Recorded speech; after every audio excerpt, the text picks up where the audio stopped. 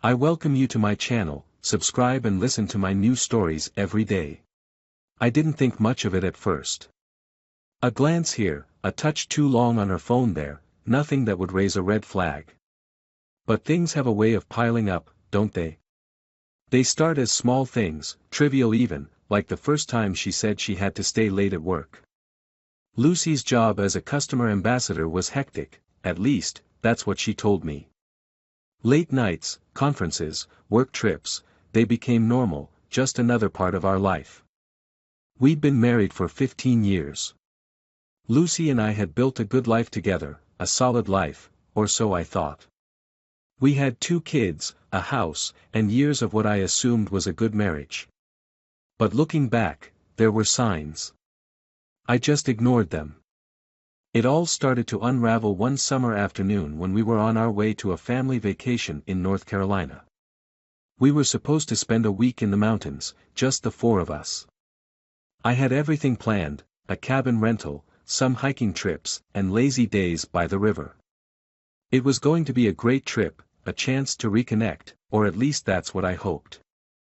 About halfway there, Lucy asked me to pull off at the next exit. "I need to use the restroom," she said, her voice a little too tight, like she was anxious about something. We ended up stopping at a Wawa gas station. Nothing out of the ordinary. Lucy got out of the car, leaving her phone on the passenger seat, and went inside. That's when things started to feel off. I didn't mean to look at her phone. I really didn't. But as I sat there, idly scrolling through my own emails, her screen lit up. A message. The name on the notification made me freeze. Nick. That was her boss, wasn't it?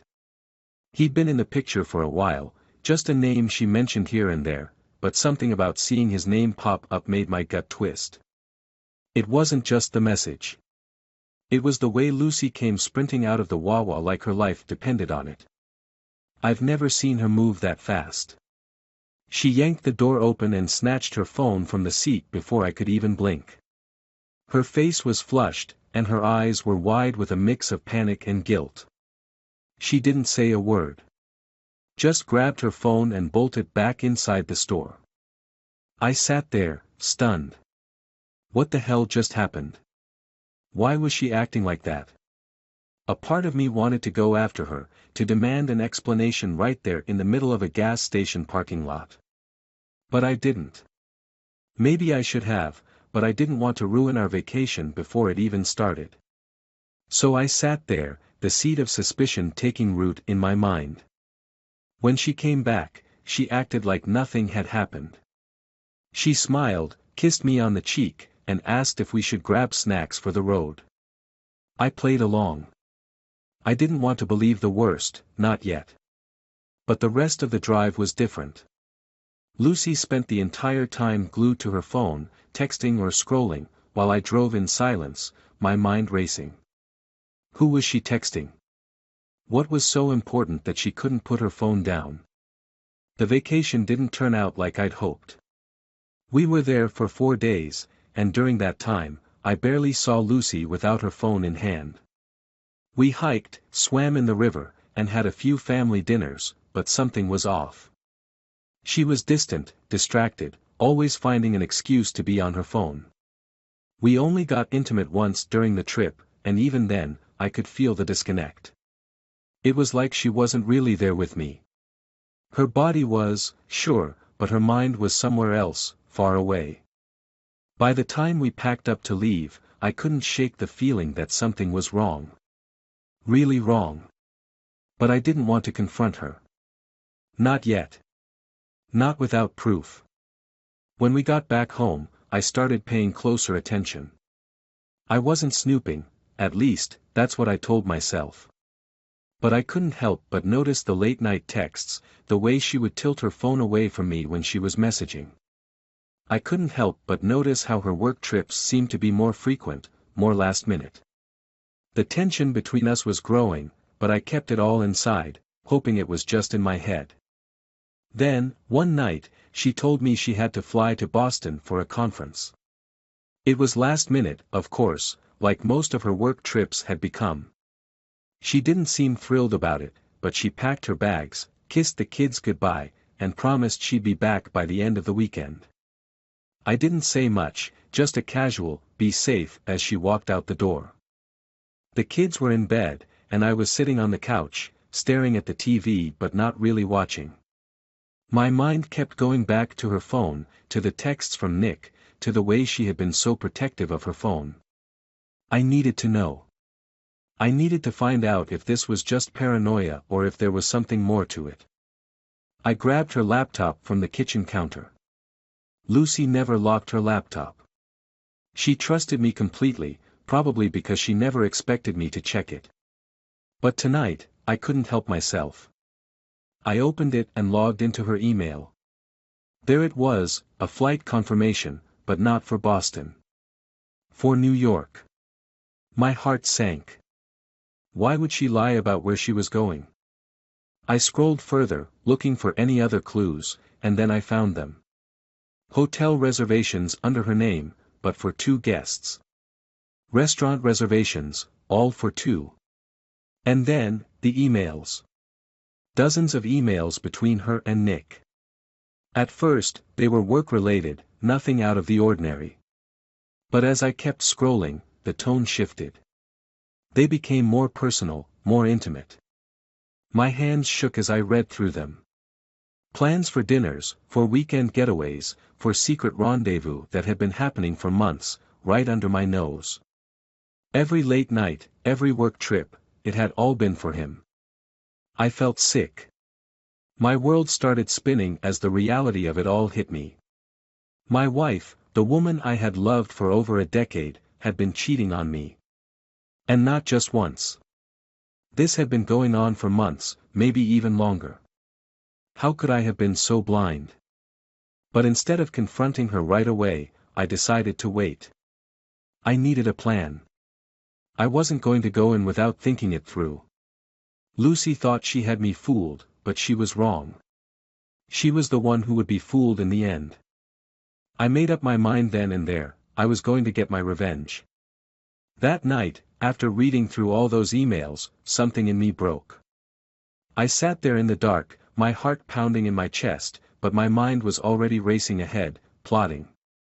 Lucy wasn't just going to get away with this. I wasn't the type to sit and wallow in self-pity. I was angry. Furious, even. But I wasn't about to explode. Not yet. This was a slow burn, and I needed time to think. The first step was gathering evidence. I knew she was in New York with Nick, not Boston as she claimed. I could confront her, sure, but what would that get me? An argument? Tears? Maybe some half-baked apology? No, I needed more than just a confrontation. I needed something concrete, something she couldn't weasel her way out of. Something I could hold over her. I spent the next few hours digging deeper. Her emails, her text messages, anything I could find that would help me understand how long this had been going on. It wasn't just the weekend trips. It wasn't just the late nights. There were gifts, expensive ones, hidden in the charges on our credit cards. There were hotel rooms in cities she'd never told me she'd visited. And then there was Nick. Every mention of him made my blood boil. Who the hell did this guy think he was? He wasn't just taking my wife, he was laughing behind my back, parading around with her like I didn't exist. But he wasn't the only one I was angry at. Lucy, my wife, had lied to me, deceived me for months. How long had I been the fool? I decided to play it cool. I knew she'd be back in a couple of days, and I had to act like I didn't know anything. It wasn't easy, but I managed to keep my anger in check. When she came home that Sunday night, she was exhausted, or at least that's what she said. I watched her carefully, trying to pick up on any clues. Was she feeling guilty? Did she even care that she was lying to me, or had she convinced herself that I was too stupid to notice? She kissed me on the cheek, told me she missed me, and headed upstairs to unpack.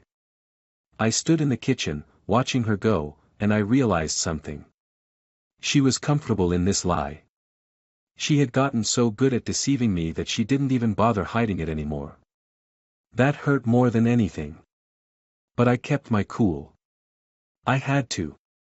I let her go about her routine as if nothing was wrong, as if I wasn't seething with anger just beneath the surface. Over the next few days, I started to put my plan into action. I knew I couldn't just blow up and confront her, I had to hit her where it hurt. I had to make her feel the same sense of betrayal, the same gut-wrenching pain she had put me through. I reached out to a private investigator.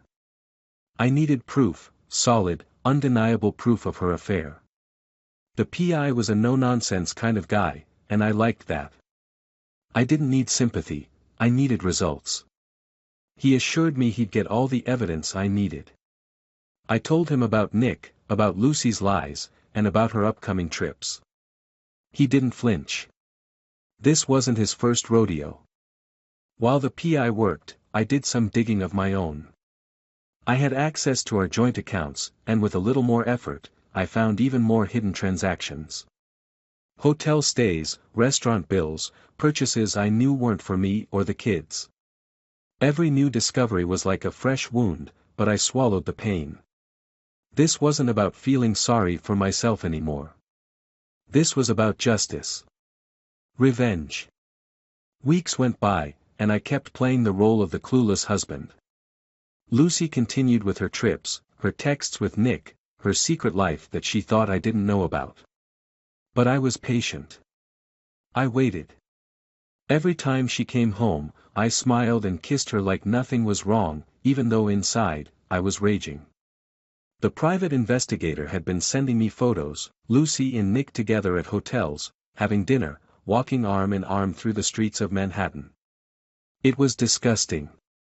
It was everything I needed. But I wasn't just going to confront her with the pictures and scream in her face. That would be too easy. No, I wanted her to feel what I had felt. I wanted her to see everything crumble around her, and I wanted to be the one to pull the rug out from under her. Then, one Friday night, I saw my chance. Lucy came home late, again. She had a work event, she said. She was tired, she said. I nodded, smiled, and told her I'd made her favorite dinner. We sat at the table, and she went on about her day as if everything were normal. But it wasn't. It hadn't been for a long time. I asked her how Nick was doing. She looked up, surprised. I had never brought him up before. Maybe I'd been too casual about it, too obvious. But she didn't seem to suspect anything. She just shrugged and said he was fine, that he'd been working hard. The mention of his name was like a knife twisting in my gut, but I kept my face calm. Do you think he'd like to come over for dinner sometime? I asked. Lucy blinked, confused. Nick? Why? I don't know. You talk about him sometimes. I figured you two were close. I smiled, the way you do when you're trying to be pleasant but your mind is screaming. She hesitated, then shook her head. I don't think that's necessary. I left it at that. But the seed of doubt was planted. I could see it in her eyes. She was wondering if I knew. She wasn't sure, but she couldn't shake the feeling. And that's exactly what I wanted. The next day, I made sure to leave my laptop open on the kitchen counter, displaying an email from the private investigator. It was risky, I knew that, but I wanted to push her. I wanted her to know that something was up. I left for the store, and when I came back, the laptop had been closed. Lucy was in the living room, staring at the TV, but she wasn't really watching it. She looked anxious. Good. That night, I made my move. After the kids were in bed, I asked Lucy to sit down with me. I told her we needed to talk. She looked at me, her face pale.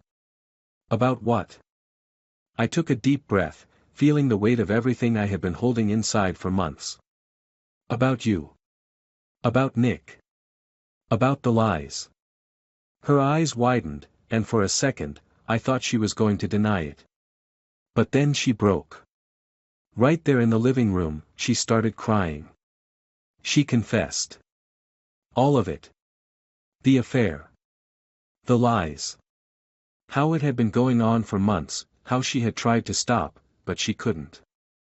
She said she loved me, that she was sorry, that it didn't mean anything, that it was just a mistake. But I wasn't moved. I wasn't interested in her excuses. I let her cry, let her beg, but I didn't say a word. When she finally stopped, I stood up, walked to the door, and looked back at her. I'll be staying at my brother's place for a while. You can explain this to the kids. And with that, I walked out, leaving her sobbing on the couch. It was the beginning of her end, and I wasn't done yet. Not by a long shot. The night I walked out on Lucy was only the first step in a much bigger plan. I didn't just want her to cry and beg for forgiveness, I wanted her to feel everything I had felt. The betrayal, the confusion, the gut-wrenching pain that comes with finding out the person you've trusted for years has been lying to your face. I stayed with my brother for a few nights, just to clear my head and let Lucy sweat.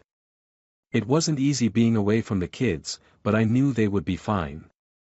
Lucy was too wrapped up in her own mess to deal with them properly, but I trusted that she wouldn't let anything happen to them. She still had her motherly instincts, even if everything else about her had become warped by her affair. During those nights at my brother's place, I thought a lot about what my next move would be. Confronting Lucy and walking out was only the beginning. I had a mountain of evidence thanks to the private investigator, and I could have used it to destroy her in an instant. But I wanted more than just a divorce. I wanted to hit her where it hurt the most, her life, her reputation, and everything she had taken for granted. The PI had sent me more photos over the weekend. Lucy and Nick weren't just sneaking around, they were practically flaunting their relationship at this point.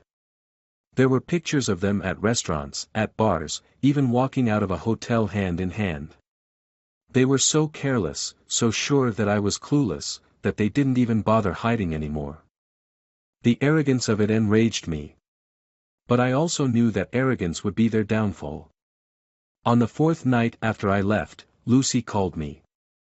I had been expecting her to reach out, but I let her stew in her own guilt for a few days before I answered.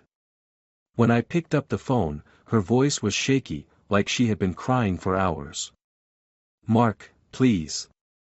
Can we talk?" "I don't see what there is to talk about," I said, keeping my tone calm. "You already told me everything, didn't you?" I know," she sobbed. "But I need you to come home. We need to figure this out. I can't do this without you." "Figure what out, Lucy?" I asked, my voice hardening. "You made your choice. You chose to lie to me. You chose Nick." She went silent on the other end of the line, and I could almost hear the wheels turning in her head. She hadn't expected me to be this cold, this detached. She probably thought I would come crawling back after a few days, willing to talk it out, to forgive her. But that wasn't happening. "I made a mistake," she whispered, her voice cracking.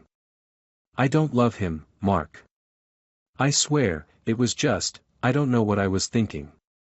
It didn't mean anything." I laughed, a bitter sound that seemed to cut through the phone. "Didn't mean anything? You've been with him for months, Lucy.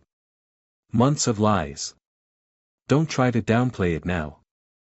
Please, Mark," she begged. "Just come home. We can fix this. We can go to counseling, we can." "We're not fixing anything," I interrupted. "You made your bed, now you get to lie in it. I'll come by tomorrow to get some of my things, but as far as I'm concerned, we're done." She started crying again, pleading with me to reconsider, but I had already made up my mind. I hung up the phone, feeling a strange sense of satisfaction. This was the first time in our entire marriage that I was in control, and I wasn't about to give that up. The next day, I went back to the house. Lucy had already gone to work by the time I got there, and the kids were at school. I walked through the front door, taking in the familiar sights of our home, but it all felt different now. Everything had been tainted by her betrayal. I went upstairs to pack some clothes, grabbing a few essentials. But as I walked through the house, I realized something: I didn't just want to leave. I wanted to make sure she knew I was never coming back. I grabbed a few more things. My old records, some of the kids' artwork, a couple of photo albums. I took anything that meant something to me, leaving the rest behind. This wasn't about starting over with a clean slate. This was about erasing myself from the life Lucy had destroyed. I left a note on the kitchen counter. It wasn't long, just a few sentences telling her I'd be filing for divorce and that I expected her to explain everything to the kids. She could be the one to tell them why their father wasn't coming home.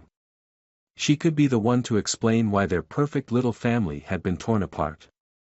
When I walked out of the house for the last time, I felt lighter. It wasn't closure, I wasn't there yet. But it was the first step toward getting back what I had lost. In the following weeks, I began putting my plan into motion.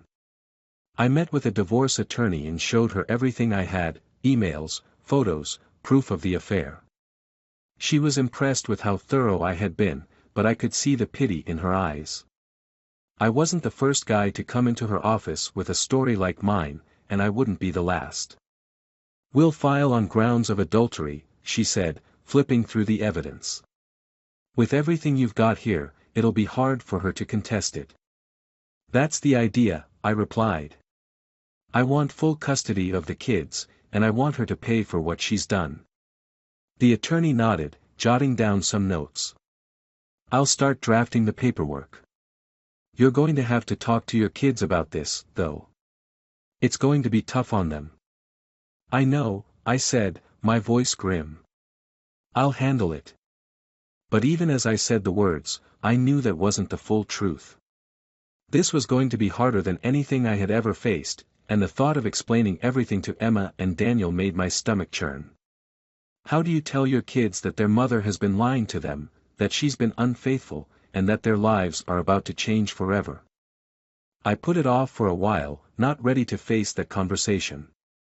I had the divorce papers served to Lucy at work, an added sting that I hoped would hit her where it hurt. I could only imagine the shock on her face when she saw the envelope. I wanted her to know that this wasn't just a fight that would blow over. This was the end. Lucy called me that afternoon, her voice a mixture of rage and desperation. "How could you do this?" she screamed into the phone. "At my job, Mark. You had them serve me at my job." I stayed calm, letting her words roll off me. "You made your choices, Lucy. Now you get to live with the consequences. You can't take the kids from me," she shouted. "You can't just." "I can, and I will," I cut her off. "I have more than enough proof. This isn't just about you cheating.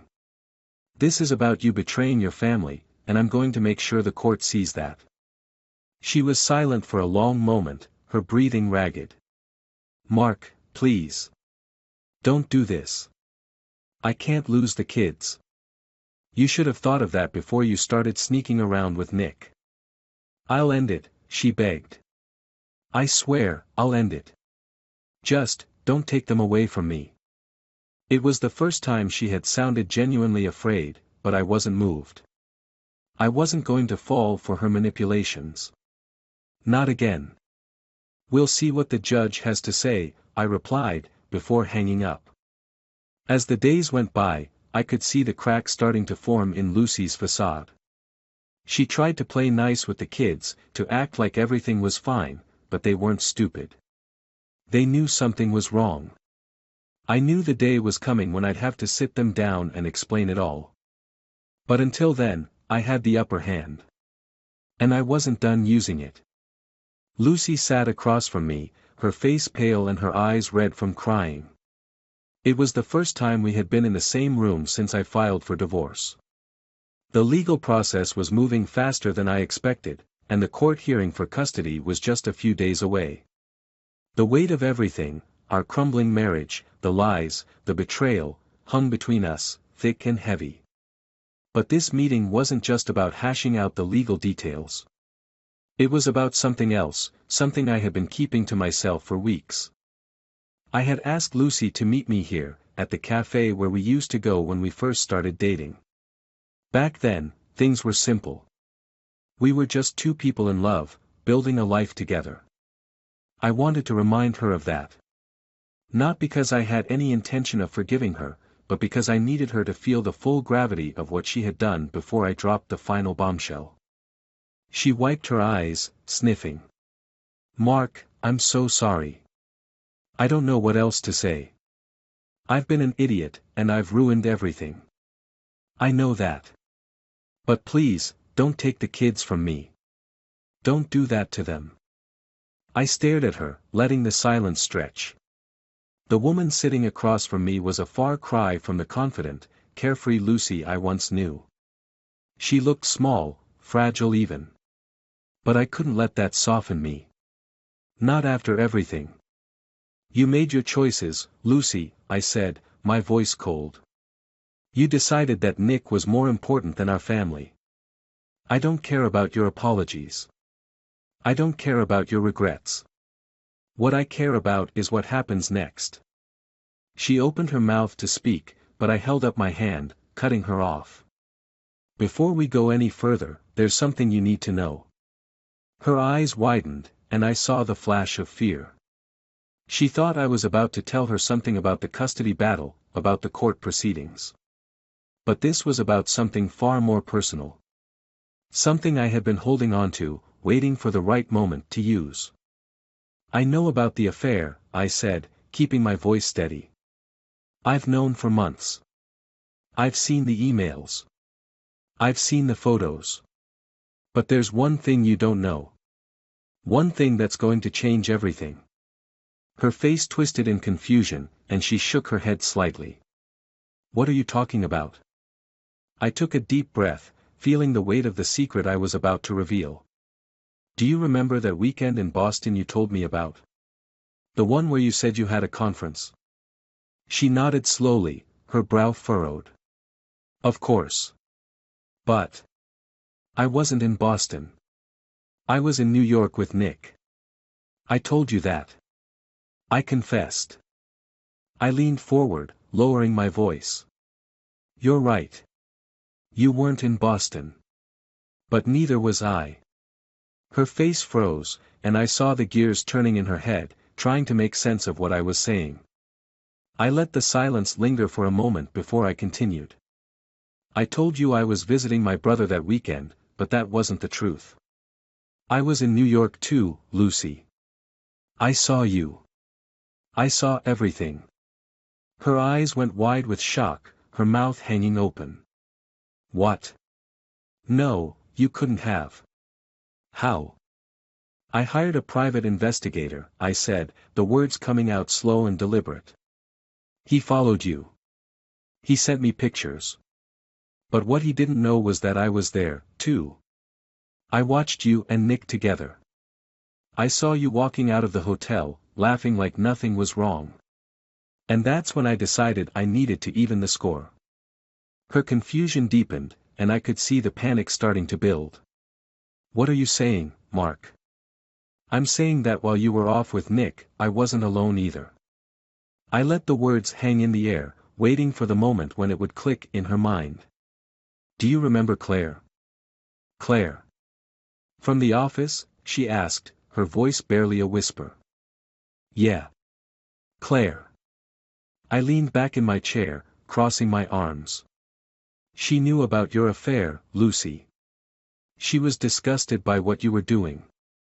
So when I confronted her, when I told her what I knew, well, let's just say we found a way to comfort each other." Lucy's face went white. No, that's not true. You're lying." I shook my head. "I'm not lying. That weekend you were with Nick, I was with Claire. And it wasn't just once. It wasn't just a fling. We've been seeing each other for months. In fact," I paused, letting the tension build. "We're planning to move in together once this divorce is finalized." Tears welled up in Lucy's eyes, and she covered her mouth with her hand. She looked like she was about to be sick. How could you? How could I? I repeated, my voice rising. How could I? You've been lying to me for months, sneaking around with Nick, and you have the nerve to ask how I could do this? You don't get to play the victim here, Lucy. She sobbed into her hands, her shoulders shaking. I didn't feel sorry for her. Not even a little bit. This was what she deserved. She had destroyed our marriage, our family, and now she was facing the consequences. I didn't want to hurt you, she cried. I swear, I never wanted this to happen. Well, it happened, I said coldly. And now you have to live with it. Just like I did. I stood up, ready to leave. I had said what I needed to say. Lucy was broken, and I had won. But as I turned to walk away, something stopped me. A nagging feeling, a question that had been bothering me for a while. I turned back to her, seeing her still slumped over, sobbing quietly. There's just one more thing, I said, my voice softer now. She looked up, her tear-streaked face full of misery. Why Nick? I asked, genuinely curious. Why him? Of all the people you could have chosen, why him? Lucy wiped her eyes, her breath hitching as she tried to calm herself. It wasn't about him, she whispered. It was never about Nick. It was about, feeling something again. I don't even know how it started, Mark. It just happened. I was lost, and he made me feel, noticed. I stared at her, my anger slowly giving way to something else. Something I hadn't expected. Sadness. Pity, maybe. In a way, I understood. I had been so focused on my work, on providing for our family, that I hadn't noticed how far apart we had grown. But that didn't excuse what she had done. Goodbye, Lucy, I said, my voice flat. She didn't respond, just watched as I walked out of the cafe, leaving her behind. The funny thing about revenge? It never feels as good as you think it will. As I stepped out into the cold air, I realized something. Despite everything, despite the lies, the betrayal, the anger, I wasn't free. Not really. We were both trapped by the mess we had created. And no amount of revenge could change that.